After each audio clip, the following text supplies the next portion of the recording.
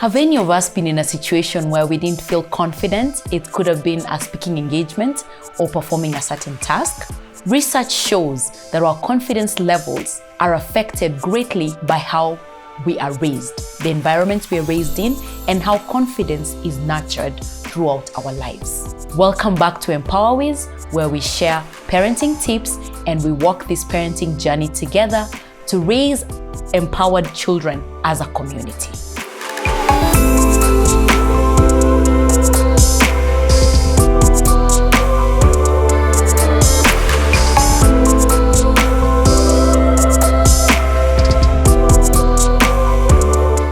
So, what is confidence? Confidence is a feeling of being sure about yourself and about your abilities. Confidence is a feeling of being secure, and it has nothing to do with arrogance or some kind of power over others.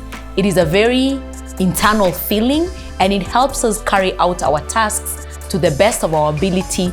And if, for example, it's a speaking engagement, you're able to perform a task with confidence in a way that you're sure of yourself. Today, I'd like us to discuss how to raise confident children.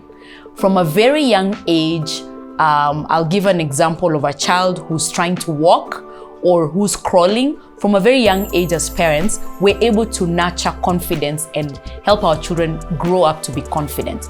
So assuming a child is taking their first step or trying to say their first word, if everybody laughs out loudly and the child has a feeling of embarrassment, that is the beginning of creating insecurity in a child. So how do we nurture these things when our children are growing?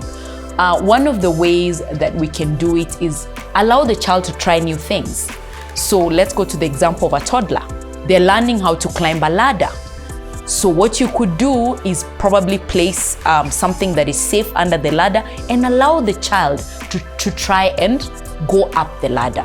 So trying new things can be at any age. It could be a child who wants to be an artist and they want to try to do some kind of art. It could be a musician, they want to sing. It could be a child who's interested in science and they want to create something scientific. So as a parent or a guardian, allow the child to try new things. And as they try these things, try to help the child not to have negative self-talk. Things like, I'm not good enough. I don't think I can do this. I think I shouldn't try. So as a parent, please encourage the child. And as they're doing it, celebrate the child's effort as opposed to waiting to the end result to celebrate them. So keep saying things like, I like how you're spending a lot of time trying to figure that out. I like how you're trying that. I like how you're asking for help. So appreciate the journey to the child achieving whatever they're trying to do. If in the event that they don't win, please avoid criticism. Give positive feedback like, would you like to try that again? Or would you like to ask your friends how they did it? So let it be an encouraging way for the child to be able to try again and to be okay with failing. Even allow yourself to be vulnerable as a parent to say, oh, I tried that too when I was young, and this is how I did it.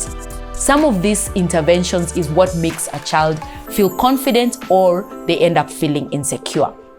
And then the other thing we can do as parents is to allow the child to have choices that makes a child confident. A good example is when you're going out somewhere and the child wants to dress up and maybe you have a theme color. You might have a white t-shirt, a white shirt, or a white dress if it was for a girl. Allow the child to make a choice. So say things like, I'm aware you have these three, choose one. Don't let the child be restricted to what you as a parent